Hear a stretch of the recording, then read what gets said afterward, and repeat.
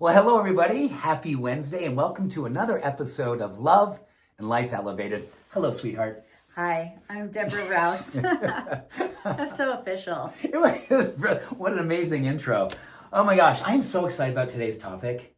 This is something that I think since the time we've been together, over 30 years, we've always been really dedicated to the practice of visioning. And I think back then the science was, a little iffy, but the science gets better and better. And this whole episode is dedicated to the practice of visioning.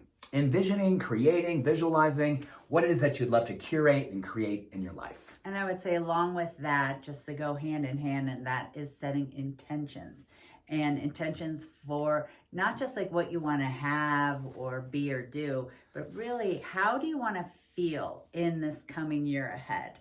That needs to be a really big part of the intention setting and the visioning. It's not just an out picturing, it's an in picturing. That is such a powerful distinction. And I love it for many reasons, probably the least of which is that I think when you start to look at how it is that we embody what it is that we're hoping to create, our physiology, oftentimes we kind of go, it's all psychology, it's all in the mind. You need to really give yourself permission to embody these practices because your physiology drives your psychology. And the more that you allow yourself to really, really land in your body, and there's a lot of this idea of acting as if it's already happening, acting in the vision that you want for your life in real time, your psychology starts to pay attention. You're going, oh my gosh, that was a pretty amazing follow through. That was pretty courageous. That's pretty awesome in all the ways because you gave yourself permission to embody the practice. I was going to say, I'm pretty sure that's where that whole term and origination of the term of embodiment comes from. It's like how you bring it in to the body. Yeah. Shocker. Yeah, wow, you broke that down. Yeah.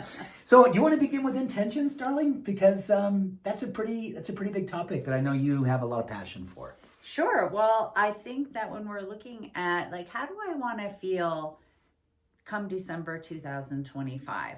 What is that vision that I am setting for myself, for my loved ones, for myself within my friends and family group that I want to be feeling by the end of next year? So there's different ways to approach that. Of course, starting with writing it down, of course, goal setting, but more importantly, going back to that, how do I want to feel? But you know me, I love a vision board. You are amazing. I definitely love a vision board. I do vision boards every year. Sometimes I do them in December and sometimes actually wait until January when kind of the busyness of the holidays are behind me and I can really settle in and anchor into clarity of my vision and how I want to feel.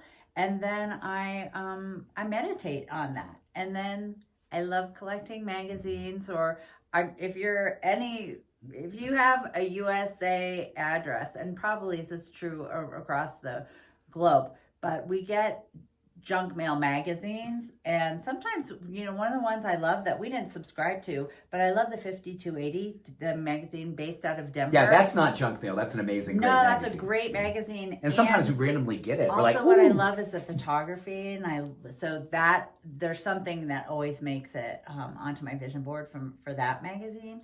And vision board can be anything. It can be a poster board. It can be a piece of paper. It can be your own art. But basically, it's an out picturing of what you want to call in and bring into your inner world in the year to come. But I need to do behind the scenes. Okay. I need to do behind the scenes because I've been waiting to have this. Oh no. So Is here's this an intervention. No, it is not. It's like, actually it's an honoring and a privilege thank you. because we will do this together. I'm done in like 20 minutes. I've got my things on. Your pictures are very large. So huge pictures that take up, my vision board has like 3 pictures, and then I have some Sharpie. Deb is 2 days later. She's like 2 days later. There's magazines, there's art, there's glitter, there's all this stuff. And and I'm going, wow, yours is really, really good. And I'm looking at mine like it's a first grade art project. But that is so not true. You do fabulous boards. But I also want to say what I cut out are words. Words and phrases that really resonate and touch my heart. So, to touch on this idea of visioning, one thing I'd love for people to really kind of appreciate is the way in which your self-image plays such a huge role in this. And I think for a lot of people, we drag a lot of historical elements of, past intentions that didn't get realized, ways in which we thought we didn't do what we were capable of doing. And let's face it, this is the human school. We all sit in this classroom. None of it is perfect. But sometimes we bring this baggage in each and every year, and we have to give ourselves permission. We talked about pujas last year, but there was last year. There you go. Anyway, so this idea of embodiment and this idea of self-image, really give yourself permission to think about what it would look like if you carried yourself like the person who Deb was referring to next December, 2025. Yeah, the future you. Really, and your shoulders are back, you're breathing from your diaphragm, and you were literally carrying yourself as someone who manifested these intentions, someone who was living up to this vision. And it sounds a little like, ooh, doesn't that sound like a little airy-fairy and a little bit new age? No, this is hardcore science around the idea of when we embody or carry a self-image, future casting, the person that we would ideally love to be, the experiences we love to curate, because let's really kind of look at the power of what it means when you step into the self-image of someone who realizes their dreams, someone who realizes their goals, someone who manifests their intentions. You are carrying yourself like someone who has that courage, someone who has that focus, someone who has that hopefulness inside of them. And I know a lot of people will say, well, hope really is hope a strategy? Well, according to Dr. Lopez, who's I believe he's out of University of California, Riverside, he spoke to this power of having hope, because hope really is a strategy if your hope has a vision connected to a plan. It's not just a vision, there's a plan attached to it. And not just one plan like, well, I want to have these 3 things happen and here's my plan to get there. Know that your plans don't always work out. Something always tends to go south. Something doesn't always find its way to give you what it is you're looking for. So have an alternative plan as well. And one thing I think that you really hit on that is such a perfect part of manifestation and intention setting is, how do you want to feel? Gabriel Oettingen from Michigan State University talked about the fact that when we set goals around health or wealth or whatever it might be, we do not set it in material ways. We have to set it in how it feels. And when we embody what it feels like, our way in which we find ourselves motivated to be consistent with our follow through is connected to more of how it feels than the things that happen because of us reaching our goals. And there's a lot. Well, you're name dropping, and I'm like starting to wander. Like, okay, I'm sorry. No, that's good, because actually I was thinking, you were talking about tools, and I was thinking about people as well. Like when you were mentioning individuals, I was thinking about Michael Beckwith and the whole visioning process, because there's different ways. Yes, I love vision boards, but there's a lot of different ways of embodying that vision and that intention that you have for the year ahead. Michael Beckwith does a beautiful meditative visioning process that I should have checked before we started, but I'm sure you can find online. And actually, if you saw me kind of poking around, it's because James has a deck. Where's your visioning? It's right over there, honey. Yeah, so we'll show you those next week. But it's kind of like an oracle deck, but it's specifically for visioning that Michael Beckwith put out. So I love those. And then if you're like a computer or tech person, I know I really like these resources. You don't use them quite as much as I do, but Pinterest and Canva are really fun resources. Number one, Pinterest, you can just create a digital vision board. You can create many boards. I have so many fun boards ranging from like inspired food and recipes to home ideas, to my pottery inspirations and ceramics inspirations. And just trust us when we say that it really works. It's like when you set that intention and that envision for your life, you're putting this energy out to the universe that is bound to bounce back and just land right where you want it. James and I have done this for the homes we've lived in, for the treehouse you've envisioned, and especially we've created vision boards together over the years too. Like we'll have our individuals and then we'll have our together boards. And when we have visioned our home, like we're living in it. It's really cool. And remember when we've always been into natural architecture. We've had a lot of books, everything from like adobe homes to earth ships, just really using living straw bale, like being as natural as possible and living close to the land, the garden.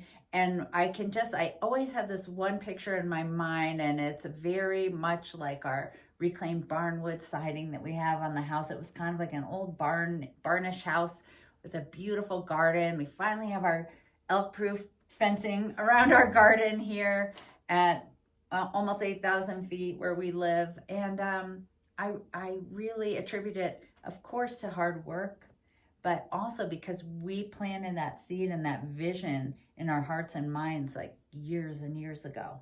So true. So as we bring this full circle, there's things that I think really are important that we all give ourselves permission to begin looking at this idea of visioning.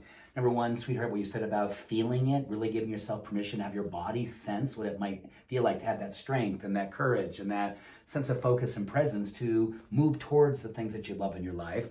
Yeah, because, sorry to interrupt, but okay. Because that really aligns with having a vision for your health 100%. And well-being. Oh my gosh, and we can't overlook the fact that we may have very lofty visions for our business, for whatever it is we want to be having in our relationship. Life. Right, but without our vitality, and it all starts here, and the physiology of hope and the physiology of manifestation is real.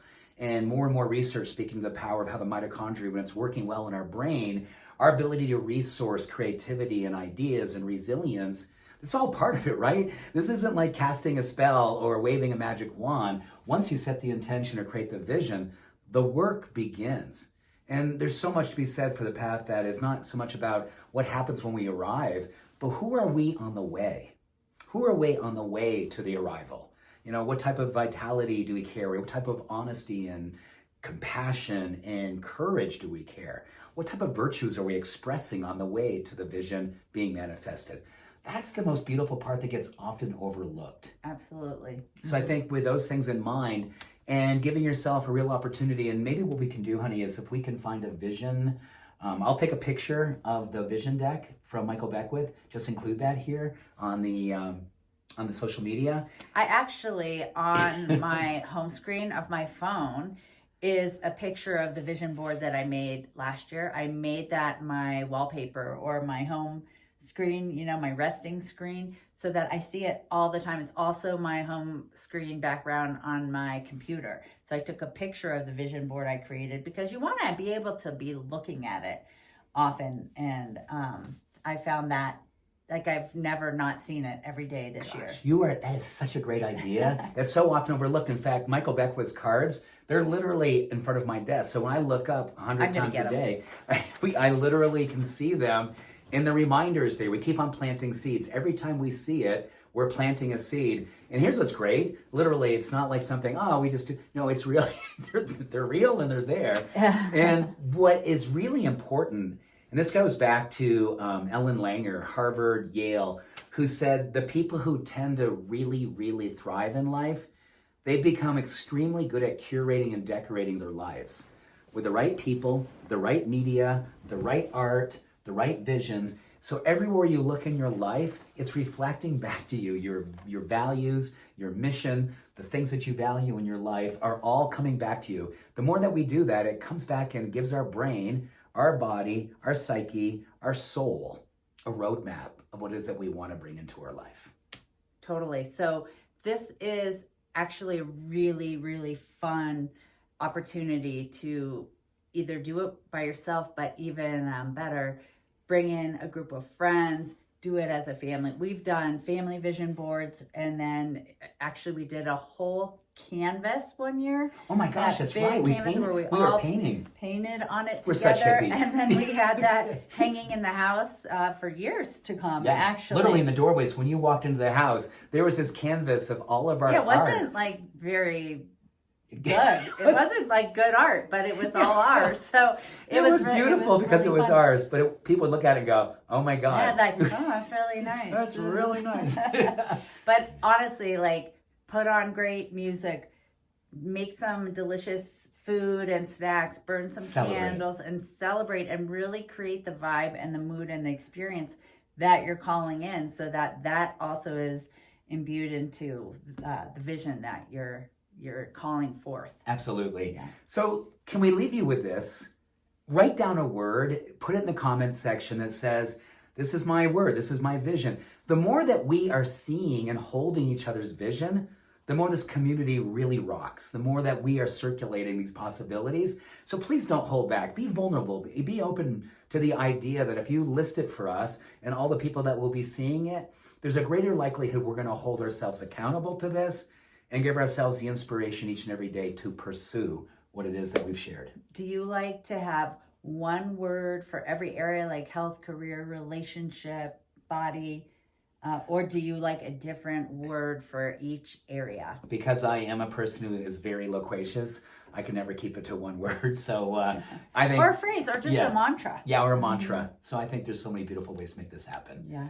So, honey, this was great. It got me really fired up, and maybe I'm going to take a little bit more time this year. You're going to do a little board with me this year? I'm going to do a lot more board with you this year. Hey, so thanks for joining us today. We hope that you are feeling excited, inspired, motivated. But most importantly, we hope you are leaning into your authentic self and the soul's contract that you have signed to create this life that you're envisioning for yourself. And we look forward to seeing you next Wednesday. So till then. And I will say, as Michael Beckwith says, you have to see it to be it. Ooh.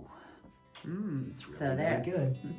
Thanks for listening. Much love. All blessings. Bye for now. Bye.